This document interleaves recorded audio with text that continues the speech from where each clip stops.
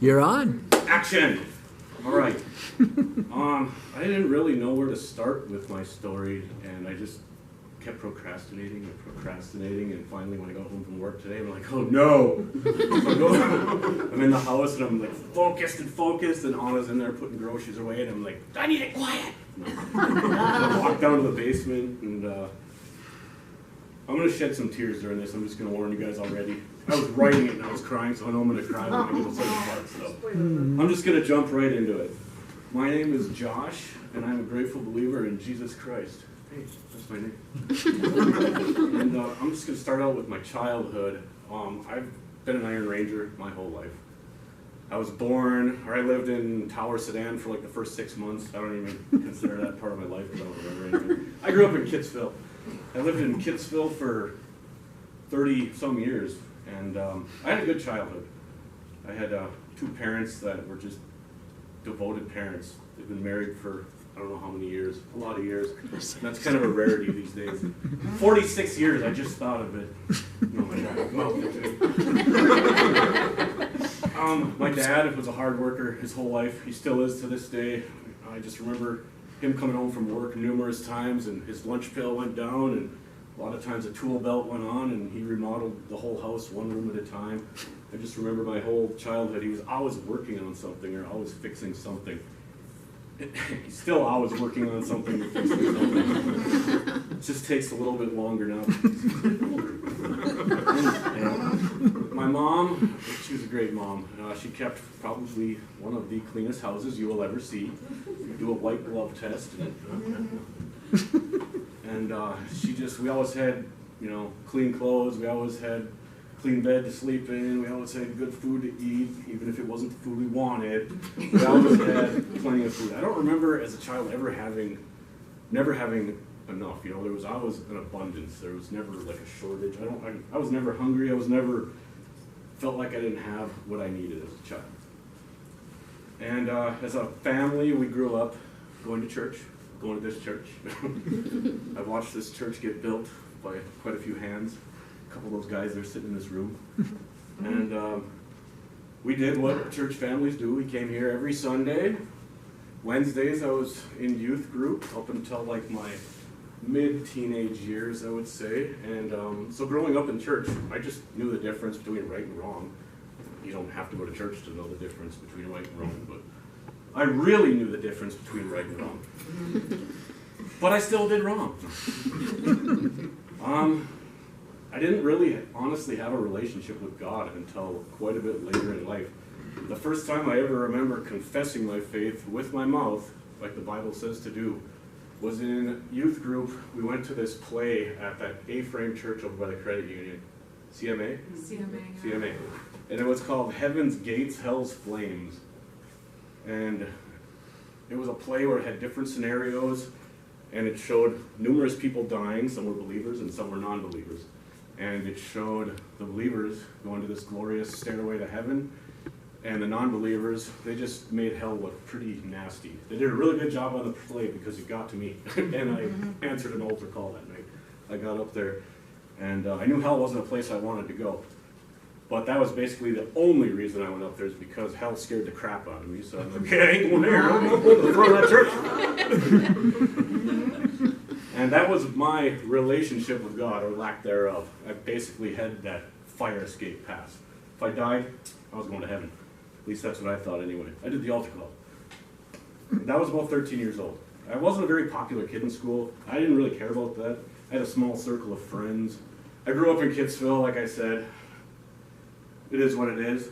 We all knew each other, it didn't matter. Most of my friends were quite a bit younger than I was, and then I had some that were quite a bit older than me. We just all hung out together. In school, I honestly could say I probably had a half a dozen good friends in school, like where we hung out all the time, and I was cool with that.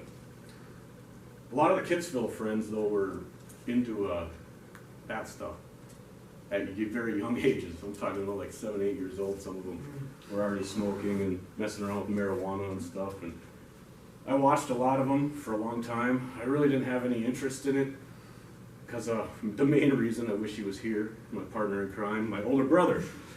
I watched him get into the stuff at a fairly young age, and mom and dad were yelling at him all the time. And I didn't want that. So I'm like, why would I want to do this? And watching my brother, he's always getting grounded, he's always getting things taken away. And I'm like, yeah, I don't want to do that. So he started quite a bit younger with the using and stuff. And I held my ground until I was about 14 years old. I was just sick and tired of being like the outcast. Always being the one that wasn't doing anything, but still hanging around with the bad kids. I was always, oh, they're getting high, I'm just going to sit here, watch them be stupid. It just kind of wore on me after a while. I guess, long story short, I was doing it to try to fit in. But then when I did try it, I actually enjoyed it, and so that wasn't good. And so it was about the age of 14 when I tried weed, alcohol. It was all fun and games, and it was kind of that way for a few years where just messed around with it a little bit. I think I got busted by my mom and dad once in a while at the young age, but I wasn't really doing it that often. It was just kind of, it was fun then. I was still young and it was still fun and games. Fast forward a few years, I was 17 years old. I was, a sophomore in high school, I believe. And I started dating this young lady named Amanda, Jeremiah's mother. And we dated for not very long. I want to say it was like 8 or 9 months. And we were having unprotected sex, and she became pregnant. And it was shortly after she became pregnant that they ended up having to move away because her dad could not find work up here. And I took it really hard. It sucked, honestly. It was like my first real girlfriend, and she was moving away. You know, there was definitely an attachment there. You call it young love, yeah, it was young love, but it was like first real relationship, and it ended in not a good way. So she was pregnant, moved away. I was in a really deep depression almost instantly after she left, and that was the time where I can really remember using for the first time to actually like bury pain, to cope with stuff. Before it was fun and games, but then I began to use it to actually just so I wouldn't remember, try to forget stuff, which wasn't a very good way of coping with things. And I remember going back to school. She left toward the end of summer, but school was just getting started back up in September. I went to 3 days of 11th grade, and I'm like, Mom, I ain't doing this. I'm like, you either let me drop out of school, or I'm dropping out in a few months when I turn 18. And my mom, she made a deal. She said, you can drop out. She signed the papers as long as you're willing to get your GED right away. And that's what I did. I dropped out, and I immediately went to GED classes. I wanted to get the GED, so that wasn't a big issue for me. So I mean, I put the time in, because I was 17, I had to go through like this practice course and all that good stuff. So I got my GED before I was 18 years old, and Amanda, after she moved away, I kept in contact for a while, just over letters and phone calls, but the long distance thing just kind of slowly faded away. And that was my fault. I quit calling, and honestly, I just quit answering her calls because I was too into what I was doing, and she didn't approve of what I was doing because she had gone through treatment. So when she found out that I was messing around with the stuff, she was not happy. So I'm like, well, whatever, heck with you then. And there was no relationship with my oldest son until a few years ago. I'll get to that later. You're coming back up in the story. So after I got my GED, couldn't wait to get out of the house because it was really hard to use drugs and alcohol in your parents' house. So what I did was I moved in with my brother Dan in an apartment in Eveleth. It's a really nice place, $250 a month. Had a bathroom and everything. And I think we were only there for like maybe 6 to 8 months. And it was when we lived there that I got introduced to crystal meth for the very first time. If anybody's ever had any experience with that stuff, you know how quickly it can destroy a person. And you know, it took about 6 months. I'm not a big dude. I was probably about 30, 40 pounds lighter. Face was all sucked in. It wasn't pretty. And meth wasn't something that I did all the time. I was more like a binge user over the course of probably like 6 years or so. One reason was it was really expensive. And two was every time I used it, when I was done with it, I felt like such crap, or I said I was never going to touch it again. So then I go like a month, 2, sometimes 3 without doing it again, and then I'm going to give it another whirl. And that's how that always went, every time. Well, we got evicted. I don't remember what happened to my brother at that point. He went somewhere else, but I moved back home, and I went to talk to my first visit with the chemical dependency counselor. I was at 18 years old. I went with my dad, and I don't remember the gal's name, but told her what was going on, and she said, just go to NA meetings and all that, just hit meetings. All right. I went to my first meeting, and I'm like, well, for one, I was pretty young, and I think it was just an off night, and I went in. I think I was the only person there under 40 at the time. I was just a kid. Walked in and kind of like, man, I felt really out of place. I'm like, man, these meetings aren't going to work for me. So then I just shut out the meetings, but I still wanted to get clean. So I was going to do it on my own and on my own terms. I knew I had to do something, and my parents were really pushing me to go to tech school, so I did. I went to the millwright program at Mesabi in Eveleth. I did the first year, and the first year I was doing fairly well. I think it was about halfway through that first year I started kind of just dabbling with marijuana again, and then it just kind of started slowly escalating.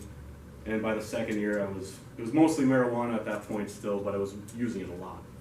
Like it was what I did. I smoked weed like normal people would smoke cigarettes. It was just something I did almost every day from when I got up to when I went to bed. Did it at work, didn't matter.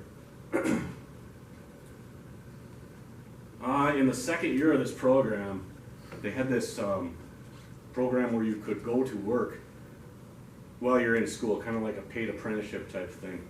And I signed up to go on one of these jobs through Lakehead Constructors. It's one of the biggest like mine maintenance companies around here.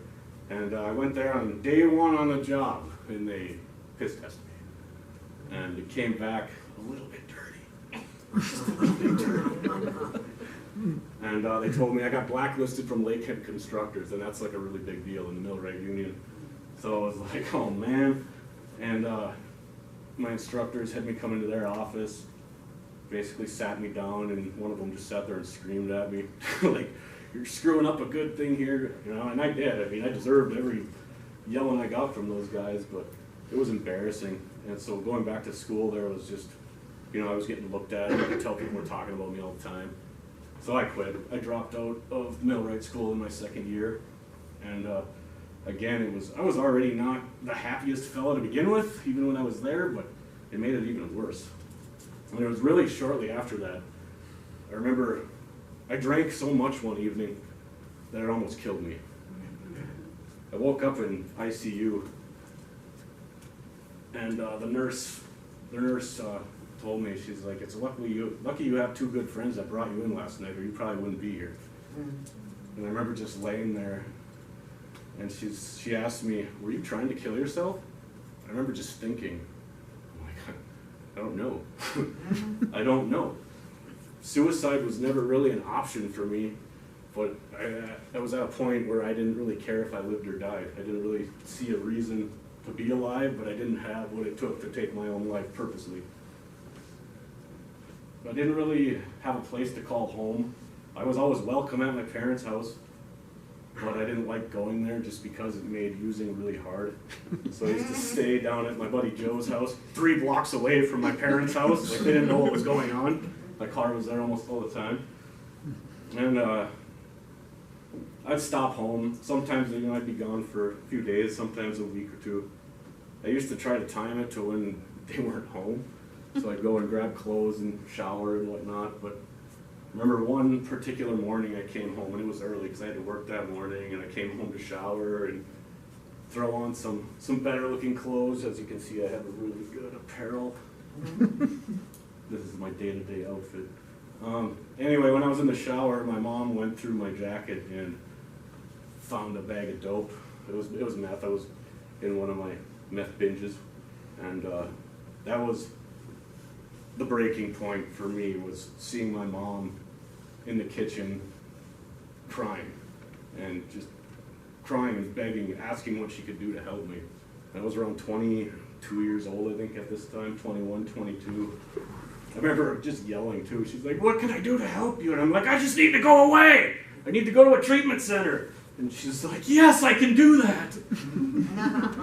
And I remember going shortly after that with my dad again to another chemical dependency counselor. I was going to go to treatment, but I don't remember what the deal was. Either there was no beds or it was going to be insanely expensive. Yeah, it was like $20,000. a ridiculous amount of money. And I would have loved to go, but I didn't want to make my parents broke trying to do it. So I went to the counselor and she said, "Go to meetings." It's like the first time. You know, it's a lot different when you go to meetings and you actually want to like clean up though, like really bad. I was ready, I wanted it bad. So I went to NA with, are we allowed to say names? Jim Sturzing, I'm just going to say it. He was a fella from NA and here for a very long time. I should have said that, sorry. And he brought me to my first real NA meeting. And it was just different going that second time with somebody. The first time I went, I was alone.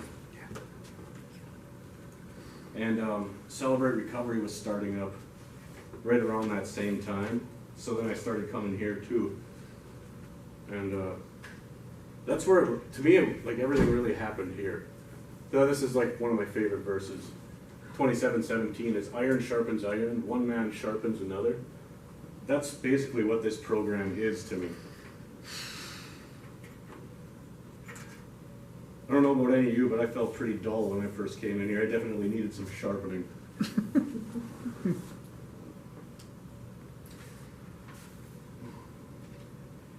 Well, and I had a lot of slip-ups, though, mainly with alcohol.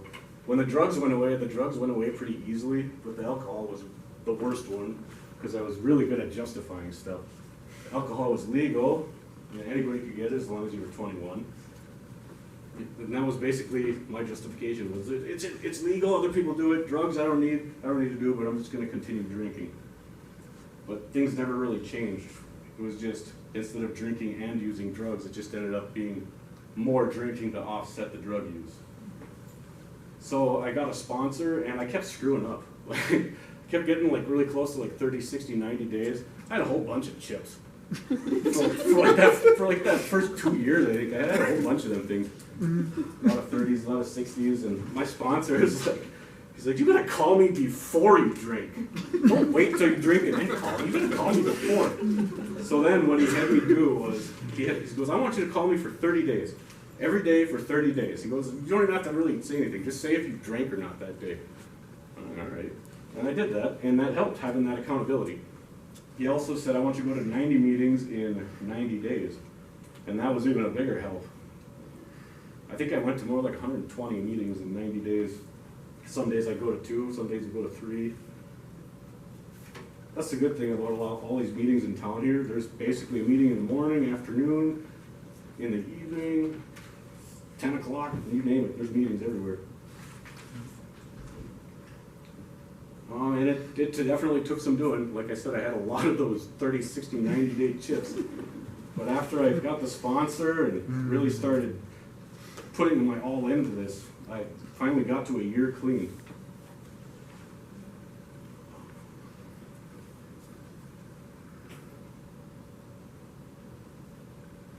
After having a year clean, I remember jumping straight into relationships. There was always this thing I had about being alone. I always felt like I had to date somebody. I don't know why. But my dad always told me, even when I was younger, I remember he said, "Don't ever get involved with somebody that's not a believer, because it's probably not going to work out." I didn't believe him. I tried dating non-believers, no, and it didn't work. I had 2 breakups in 3 years. I mean, and it's just breakup. I was just kind of bummed out. I'm like, my dad was talking to me, and he said to pray for a spouse and be specific. And that's what I started to do. And in John 16:24 says, these are letters in red, "Until now you've asked for nothing in my name. Ask and you will receive, and your joy will be complete." I don't think it was a matter of a few months of praying, just praying for a spouse. Anna prayed a lot longer for me than I prayed for her. I'll tell you that much. It took a few months for me. It took how many years for you? A lot. It didn't take very long, and I met Anna through a mutual friend. Actually, I met Anna through the girl next door to my parents' house. She's just this girl next door said, "Hey, yeah, that's somebody you might really like." I'm like, "Yeah, whatever. Just got done with 2 nutso women. I ain't meeting another one." And this girl next door tried like 3 times, but I think by the 3rd or 4th time, I'm like, "Fine, I'll come over and meet this girl." And the first time I met her, I was just like, "Yeah, not interested." I wasn't. She wasn't interested in me either. You can ask her. She didn't like me. I didn't really like her. And she called me out of the blue on, I think it was Valentine's Day. And the second time I met her, it went from nah to I'm gonna marry this girl. And that's no lie. The second time I ever met her, we're sitting down in her friend's basement, and she goes, "So, tell me your story." I'm like, "Oh crap." So I'm basically like, "You better go get a couple sodas because it's gonna take a little while." I think at that point I was sober for like 3 years. I want to say, I can't remember exactly. But so I told her my story, and I'm like, "Well, if she sticks around, it'll be a miracle." Well, it was a miracle. And you know, and the reason I say that I knew I was going to marry this girl, because I knew it right then and there, that second time I met her, that was my prayers being answered. Because what I was praying for and what she was saying was exactly like the things I was praying for. I was praying for a woman that served God. I was praying for a woman that loved the outdoors. I was praying for a woman that was not afraid to get her hands dirty. I can't date more than ones that's all.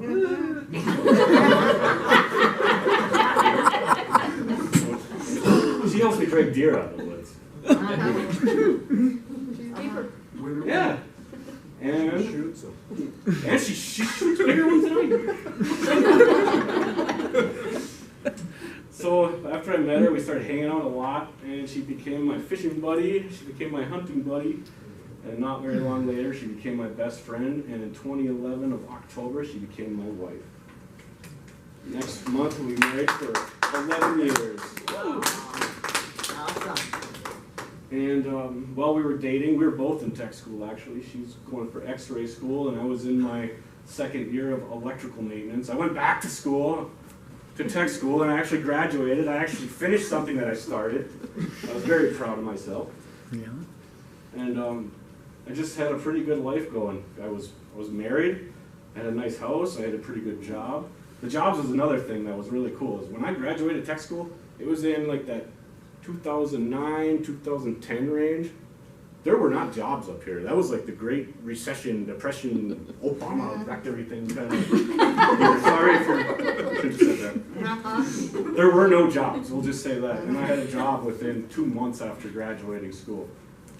Granted, it wasn't the dream job that I was hoping for, but it paid good, and it was a stepping stone into other jobs down the line.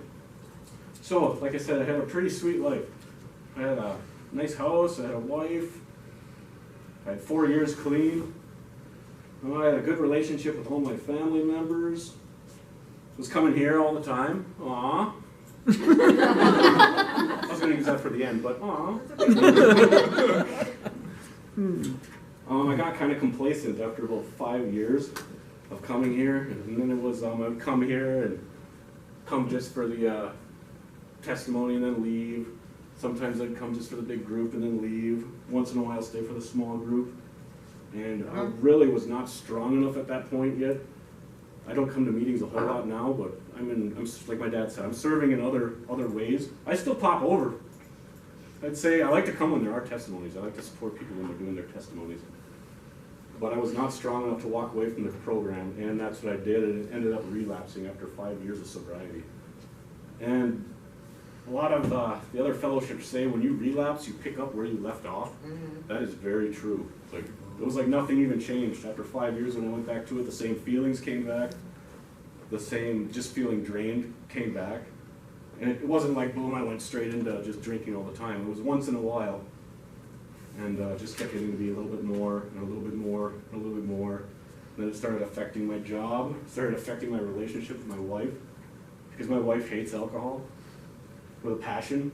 And I remember her saying, I did not marry you when you were drinking. She was really mad. And I know if I would have continued going the route that I was going, I would not be married today. I know that for a fact. That was a big motivator for me to stop. And it was kind of a pride thing after having 5 years and then going back to drinking. Like, oh man, I can't go face people at these meetings again. People actually looked up to me. I remember I had people like ask me to be their sponsor and stuff prior years before that, and here I am like starting from scratch all over again. But it really wasn't starting from scratch. If you relapse, if anyone here ever relapsed, you're not starting from scratch. Use that relapse as a lesson. Learn from it. I did. I know what I can't do. I just felt like I let everybody down. But then, after picking myself up, I went back to what I knew worked. I came back to Celebrate Recovery, and I did things a little bit different the second time when I came back. I did a step study for one. You were advertising those. If you've never done a step study, do a step study. They're really good. For me personally, I'm not tell you my feelings kind of guy. But the step study drew that stuff out of me. We were in there, we only had a group of maybe 5 guys, I think. And it was 5 guys that I really trusted. And I talked about things that I just wouldn't talk about with other people, especially pertaining to my son. There was very few people that knew what was going on there. But my step study group knew, and they prayed a lot about it. So I went back to CR, got into a step study, and to make a long story short, I've been sober for 8 years now as of Labor Day weekend. Yeah.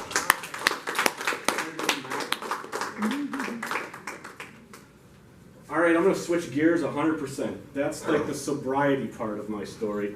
Now I'm going to share some of the cool stuff in the photo here. This is my favorite part. This is what I was waiting to get to.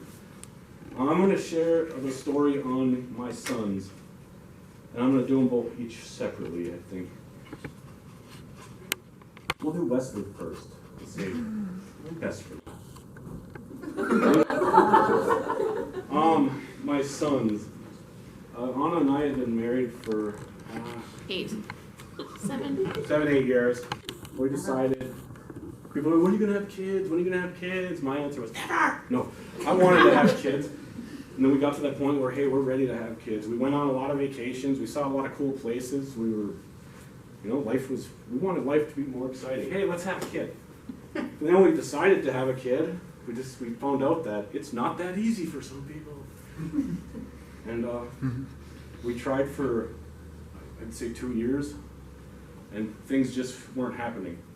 And I don't know technical terms, but all I know is that Anna went to the doctor, and it was not very uplifting news from the doctors on conceiving. And I was pretty bummed. She was really bummed. It was affecting our relationship to an extent. I basically lost hope 100%. I'm like, yeah, whatever. I'm like, this is, part of me was like, is this God's way of like paying me back or punishing me for being a failure of her dad at the first time with the first kid? All these negative thoughts, the enemy just playing with my head. My wife, on the other hand, she never lost hope. She was actually reaching out to outside sources online and stuff and getting things sent in the mail, just uplifting scriptures. And she never gave up praying. And, well, the Word of God says when you're married, you're one flesh. Even though my hope was gone, my prayers were dead. Like, I just basically gave up. She was praying. Her prayers were my prayers. When you're married, her prayers became my prayers. That really connected with me on one flesh. Like, yeah, we are one. We share everything. We share our stuff. We share the money. Nothing's yours. Nothing's mine. It's ours. Our prayers, her prayers were my prayers. So, I remember getting home from work one afternoon. I come up the stairs and Anna's sitting on the couch, and I could just tell something was a little off. She was just, the look on her face, she had kind of like a little poop grin on her face. And she's like, so I took a test today. I had no clue what she was talking about. I took a test today. She comes over with a stick and hands it to me, and I was like awestruck. I'm just like, no way. She hugs me, and I'm just like standing there, I think, staring at the floor. I couldn't believe it. And that's the little curly-haired fella that you saw running around here throwing his owl at people. All right, that's kid. No, that's my youngest. We'll go to my oldest, who I talked about early in the story, from the high school girlfriend that moved away. I signed my rights away when Jeremiah was, I want to say he was 6 or 7 years old. His mother asked me, would you be willing to let Justin, her husband, she married, adopt Jeremiah? And I told her, I said, I got to think about it. I wasn't sure at this point because I'd only seen him one time when he was 4 years old. It's my fault. The whole relationship with him was just nothing but fear for me. I'm just scared of being a dad, and the only thing that really gave me any peace about signing over my rights was that I knew he was being brought up in a good home. I didn't know Justin personally, but I knew Justin's mother, and I knew Justin's stepdad, and I knew they were good people, and I just knew that he was being brought up in a good house. So I signed, and I thought, oh, maybe if I sign away my rights, it'll make some of this feeling of failure go away, and it was the opposite. It made it worse, actually. Shortly after I signed my rights over, I regretted it, because now it was like, even if I really wanted to pursue a relationship with him, I couldn't, because I could get in trouble for it. You know, like I could get the cops called on me. And part of the reason I signed him over was because he lived out of state. They were in Iowa, and then it wasn't long after I signed him over, I found out they moved back to Minnesota, like an hour away. So then I was just like, just crushed.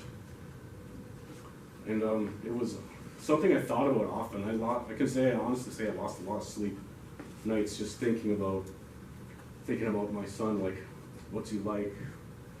Does he know I'm his real dad? Does he know he has a real dad out there? And I just always prayed, like, God, just let him forgive me. Let him know that it wasn't because I didn't love him. Let him know he wasn't an accident. Let him know that he's here for a reason. Let him forgive me for what I did. A lot of people prayed over this whole situation too. A lot of people in this program, whether it was in step studies or small groups, it was something I would bring up once in a while, and the guys would just get together and we'd pray. And I wasn't at my dad's cabin Labor Day weekend at the beginning when Marcus Milliken was up there. I wish I could have been after hearing the story. Marcus was there and he didn't connect right away who Jeremiah was.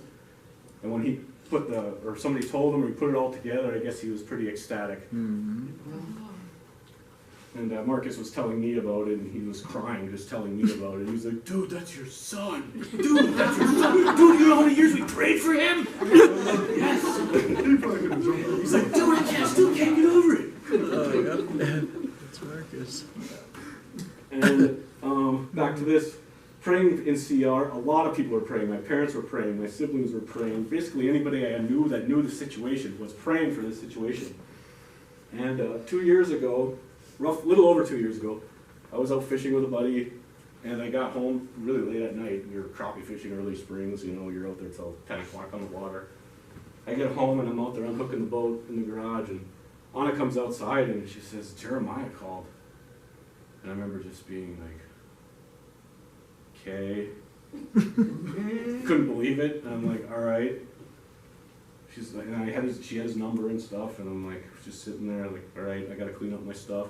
Gotta flay all these fish. I'm like dragging my feet, and I was just thinking the whole time, I'm like, how is this conversation gonna go? I'm like, this could go one of two ways. It's either gonna go really, really good or really, really bad. Of course, glass was half empty that evening anyway. I thought it was gonna go really bad. Like, why is he calling? So I got in, and I remember calling him. It was just that, hey. Then we ended up talking on the phone for like 2 or 3 hours, just like we've been friends for 20 years. And I remember telling him, I just said, I don't know how you can ever forgive me. And then he said, I forgave you a long time ago. When he said those words, it was like carrying cinder blocks on my shoulders, and it was like they just fell off.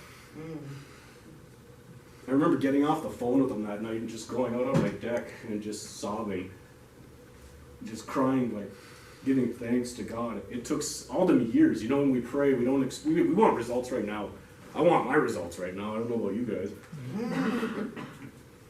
But sometimes God's timing is just remarkable. When I look at the way the timing happened, it was meant to be at that time. When people ask, you know, if prayer works, look at these pictures. Every single person in there is an answer to prayer. Every person in there is an answer to somebody's prayer. From me, my parents, I know they prayed for me a little bit when I was the younger fella, and they still do today. My wife, my oldest son, and my little fella there. To me, this is, can you go back to the other picture too? Both of these pictures I just love them. There's really the only one we have where it's all four of us together, and we got to do something about that. But this was on a vacation out in Arizona. It was one of my favorite trips. Just Jeremiah didn't really know each other that much at this point, and we just went out there to hang out with him. He was staying with his grandparents, and he's out there for the winter, but it's really nice. And so we went out there. We just hung out with him for a week, and we did all kinds of fun stuff. Just a really memorable trip. Right there was like, felt like pieces of the puzzle were put together that were missing for so long. Prayer speaks. And that picture to me. And that's all I got. Thank you.